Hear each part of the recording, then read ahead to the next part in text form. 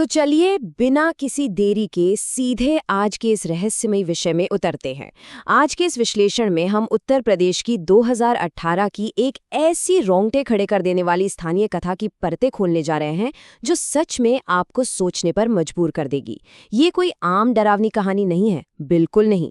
ये घटनाओं का एक ऐसा पेचीदा ताना बाना है जो असल जिंदगी और किसी भयानक भ्रम के बीच की रेखा को पूरी तरह से धुंधला कर देता है। अब जरा एक पल के लिए सोचकर देखिए, बाहर घुप अंधेरा है, भारी तूफान आ रहा है और आप कहीं फंसे हुए हैं। इस भयानक अंधेरे से बचने के लिए कोई इंसान आखिर किस हद तक जा सकता है? और उससे भी बड़ा सवाल, क्या हो अगर घर वापस जाने के लिए जो आखिरी साधन आपको मिले वो असल में हम जैसे जिंदा लोगों के लिए बना ही ना हो? हमारी आज की ये कहानी इसी खौफनाक और बेबस कर देने वाली सिचुएशन से शुरू होती है। एक ऐसी बेकरारी जो किसी को भी अनजान रास्तों के खौफ में धकेल सकती है। इस घटना की टाइमलाइन पर अगर हम गौर करें ना तो ये बहुत ही ज्यादा यथार्थवादी यानी एकदम रियल लगती है। देखिए, 24 साल का रवि रात के 11:15 बजे तेज बारिश में मजबूरी में अपने ऑफिस से निकलता है। ठीक रात 12 बजे उसे प्रतापगढ़ रूट के आखिरी बस मिल जाती है और वो उसमें चढ़ जाता है। उसे लगता है चलो यार अब तो सुरक्षित घर पहुंच ही जाऊंगा। लेकिन ठीक आधे घंटे बाद रात 12:30 एक पुराने पुल पर अचानक उस बस का इंजन फेल हो जाता है। एक बिल्कुल आम सा लगने वाला सफर अब किसी भयानक सपने में बदलने ही वाला था। खैर, अब आते हैं इस घटना के पहले अहम हिस्से पर, अंधेरे के वो यात्री और उनकी एक खौफनाक सूची। सच कहूं तो बस के अंदर का माहौल शुरुआत से ही कुछ अजीब और बेहद डरावना था। एक बहुत ही भारी सा सन्नाटा पसरा हुआ था वहां, और वो बस का कंडक्टर वो लगातार रवि को घूरे जा रहा था। और फिर वहां बैठे वो कुछ रहस्यमयी यात्री, एक बूढ़ा आदमी जो चुपचाप खिड़की के पास बैठा था, एक औरत जिसने घूंघट से अपना पूरा चेहरा ढका हुआ था, और बिल्कुल पीछे वाली सीट पर बिना कोई हलचल किए बैठे 2 लोग। बाहर सुनसान सड़क पर बारिश लगातार तेज होती जा रही थी और रवि इस चलती हुई बस में इन अजीबोगरीब आकृतियों के साथ पूरी तरह से कैद हो चुका था। चलिए आगे बढ़ते हैं हमारे दूसरे पड़ाव पर, उस कुख्यात पुल पर खौफ और बस के इंजन का अचानक बंद होना। तो होता क्या है कि बस जिस पुराने पुल पर रुकती है वो जगह वहां के लोगों के बीच हादसों के लिए पहले से ही बहुत कुख्यात थी। मतलब वहां के लोग मानते थे कि उस पुल पर अक्सर अजीबोगरीब चीजें होती रहती हैं। और ठीक उसी पुल के बीचों बीच बिना किसी वजह के बस का इंजन अचानक से दम तोड़ देता है।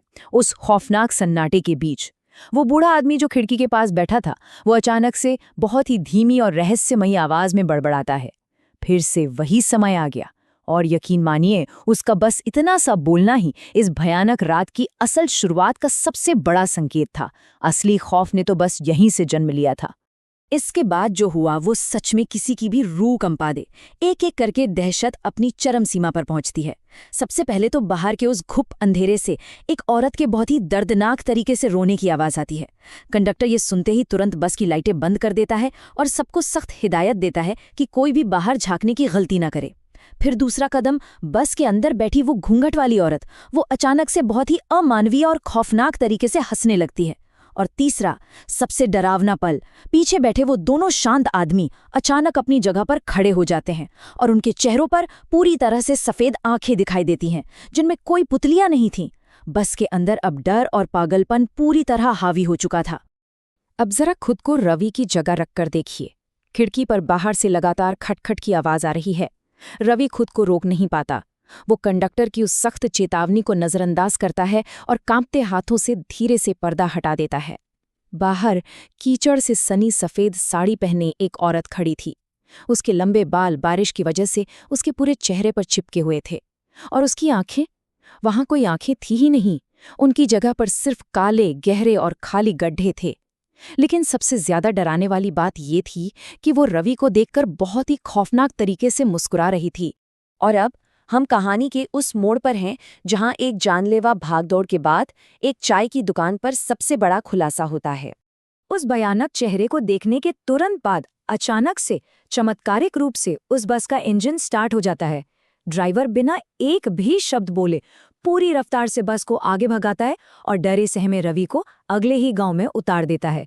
और जैसे ही रवि बस से नीचे उतरता है वो बस हवा में ऐसे गायब हो जाती है जैसे उसका कभी कोई वजूद ही ना रहा हो। बदहवास रवि पास ही की एक चाय की दुकान पर पहुंचता है और वहां कहानी का सबसे बड़ा और रोंगटे खड़े कर देने वाला रहस्य सामने आता है। नंबर 15।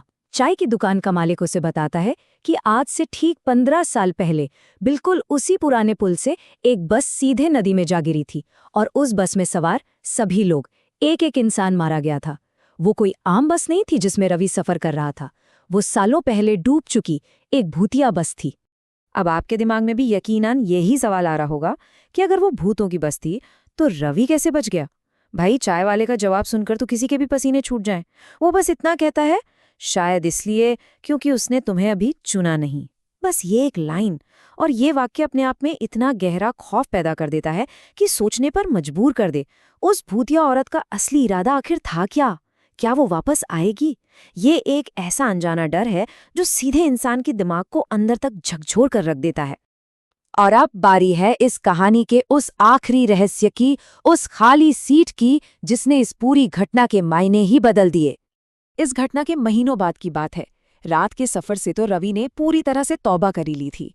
एक दिन अचानक उसे अपने फोन की गैलरी में उसी खौफनाक रात की खींची गई एक धुंधली सी तस्वीर मिलती है। अब देखिए, रवि की यादों के हिसाब से वो एक जीवित इंसान था जो उन 4 भूतिया आकृतियों के साथ उस बस में फंसा हुआ था, है ना? लेकिन उस तस्वीर की सच्चाई कुछ और ही चीख चीख कर कह रही थी। तस्वीर में बस के अंदर का हर एक भूत बिल्कुल साफ साफ दिखाई दे रहा था, लेकिन जिस सीट पर रवि बैठा था वो सीट पूरी तरह से खाली थी, वहां कोई नहीं था।